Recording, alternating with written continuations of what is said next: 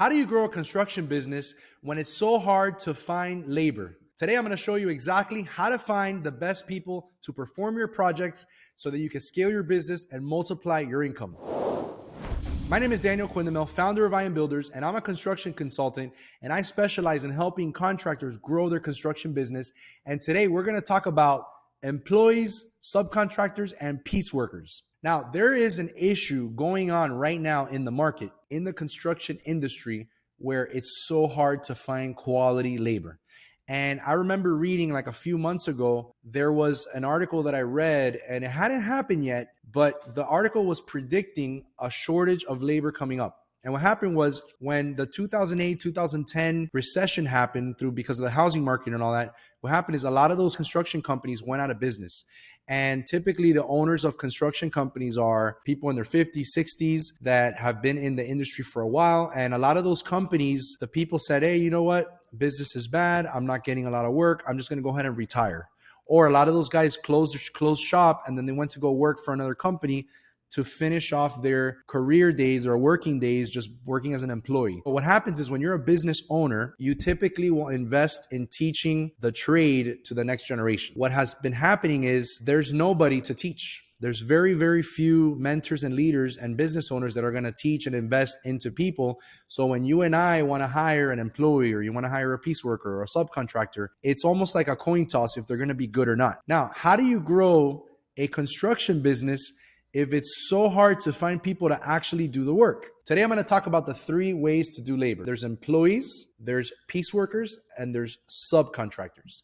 And each one has a place in construction today that is really going to help you scale your business. And you have to know the pros and the cons of each so that you can kind of like tailor what your goals are in your business. So number 1, employees. So what exactly is an employee? An employee could be an hourly worker. It could be someone that maybe it could be a 1099, but that you'll pay them hourly or on a salary where maybe they're getting paid like $30 an hour, or maybe you say like your salary is, $40,000 a year or whatever you pay them. And these are people that depend on your income. So a couple of pros of that are when someone depends on your income, they're typically going to work harder and they're going to make sure that you're happy and they're going to stay late to do the work. Not always in construction. Obviously, you're going to get a mix of good employees and bad. But typically, if someone's needing that income, they're going to value their job more. So they're going to really pay attention. They're going to do a good job. When you discipline them, they're going to pay attention. When you tell them, you teach them, they're going to pay attention. Now, the good thing and the bad is that they're your people, so you can invest in them. You could train them. You could teach them. One of the things that I always recommend is that you always pay your employees a little bit higher, a little bit above what their actual, let's call it market value is. So if you have a framer and every framer wants $25 an hour, you pay your guy $27 an hour. Even if he isn't a great framer, what happens is now it allows you to invest in training them.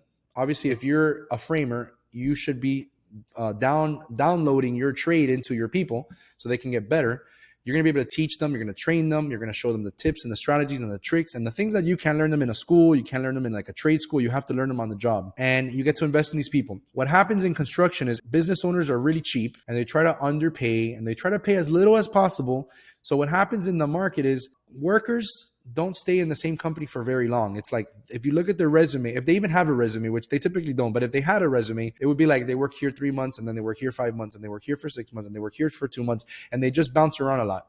And a big reason is because if you're paying your guy $25 an hour, but let's say he's not as experienced and maybe he deserves like 23. If you pay that guy $27 an hour, none of your competitors are going to offer him $27. And maybe they'll offer him 23, maybe they'll offer him 24, maybe they'll offer him 25.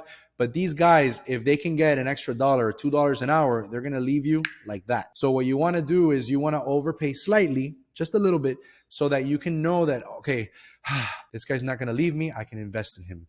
And another thing is employees, that's the pro. The con is you don't know if you're going to get a good one until you try them. So you got to have the mentality of you try them out, you invest them a little bit. If they're not really your cup of tea, they're not really like doing a good job, then cut them and move on to the next guy. Boom, boom, boom. And eventually you like rinse and repeat. I learned this when I was a superintendent. We used to have laborers that we would hire laborers that would be cleaning up the job, helping us move materials around, things like that. And one of the laborers was so good that we actually hired him. So what do? We said, hey, how much are you making now? Oh, you're making $10 an hour? we'll give you 15 bucks an hour if you come here full time. That guy left like that because he was really good, but we had to go through a lot of laborers because a lot of them were bad to find a good one. So if you're hiring people, just recognize that people are going to come in, they're not going to be that good. You're going to have to cut them. So you have to be able to have a scenario where you'll be able to fire them nicely, obviously, but where it's not going to be like a family member or something like that. So you got to be careful there. So now that's employees. Employees, it's great because you're going to be able to build your business with your people. One of the things that I like to recommend though is as you grow your business, the proper way to scale is you start building up your core team. If you're a GC, you're going to have your own superintendents, your own project managers, where you're building up your core team that are on salary, that they're your employees. And then what you do is you supplement with pieceworkers or subcontractors.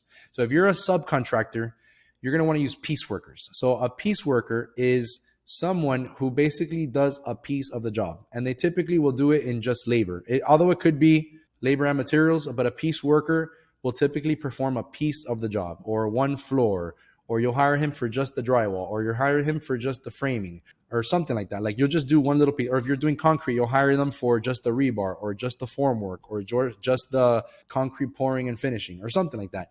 And that's a piece of the job. What's good about that is you can actually bid a bunch of jobs. And what happens is if you start landing a lot of jobs and all you have is employees, now you're going to be spread thin on your jobs and you're not going to really be able to like man all your jobs, and you're going to have to turn down jobs. And that's the worst thing that you can do. So what you do is you get piece workers. And the way you get piece workers, this is so easy. You drive around your city and you go to construction sites with your business card. You just go and say, hey, do you work for this company? Would you guys do jobs on the side? And then they're always going to say yes. And you get their business card or you get their contact info, and you start making what is called a subcontractor or piece worker master list. And you just start putting everybody in this list on Excel, or I would recommend you put it on Excel, but you can just handwrite it. Boom, boom, boom, boom, boom. You start putting all these people. And what you do is, let's say now you're starting a new job. You say, you know what? I need a framer. I'm going to buy the materials, but I just want the labor.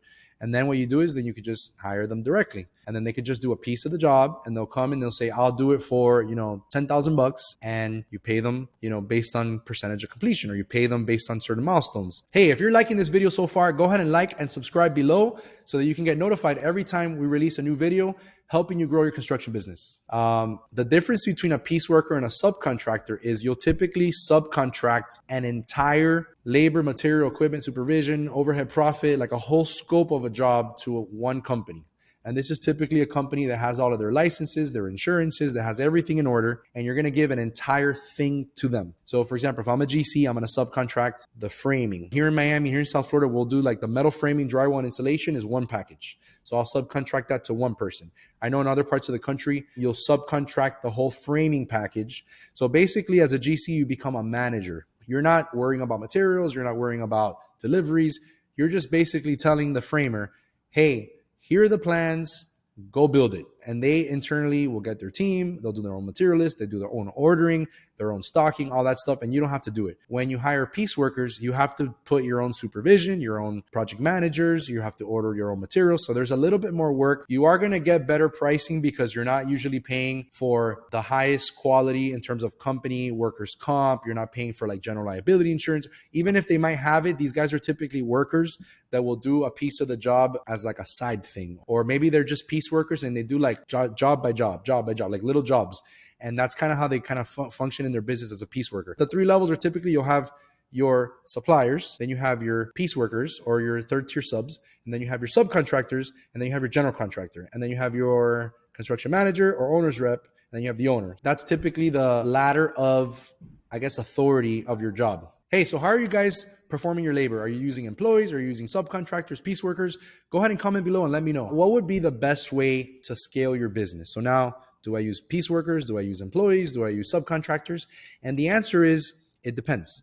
It depends on your specific scenario. So I'm going to kind of give you the formula so you can figure it out for you. In the perfect scenario, if you know how many jobs you're winning, if you have a proven record, like I'm bidding 60 jobs a month, so I'm winning 6 jobs every month, you can kind of know how much workforce you need.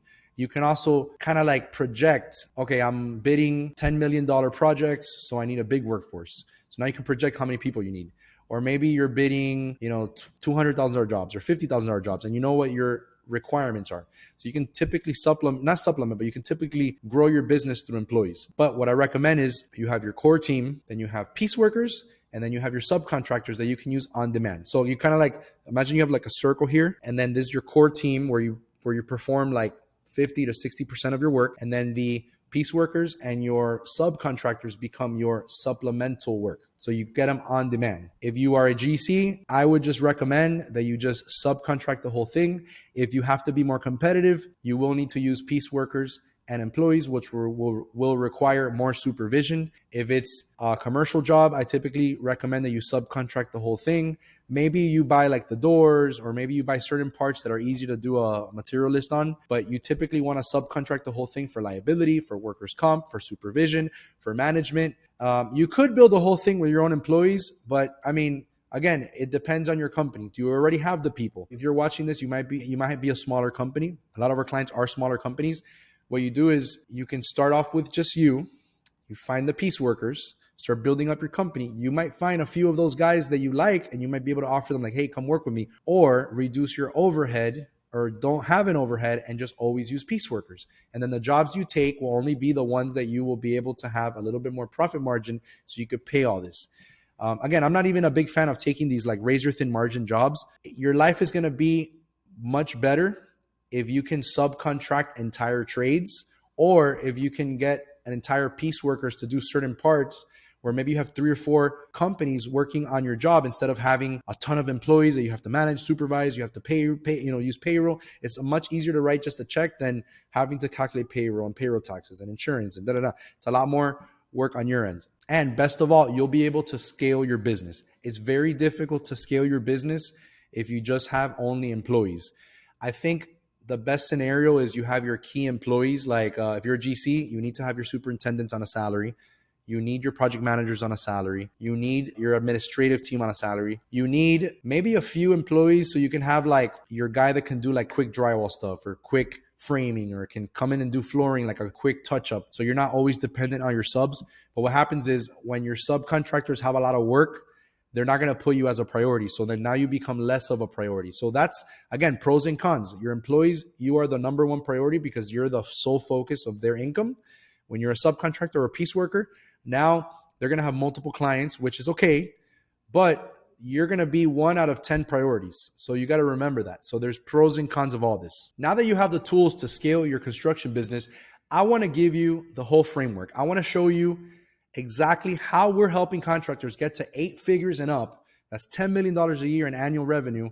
And I want to show you how we're doing it. So there's a specific framework that we're using in the training video. If you click the link below, you'll have access to it. We're going to learn how to get leads, how to estimate those projects, how to close them, how to build a construction business the right way and not go crazy doing it. So go ahead and click the link below, or go to iambuilders.com/training.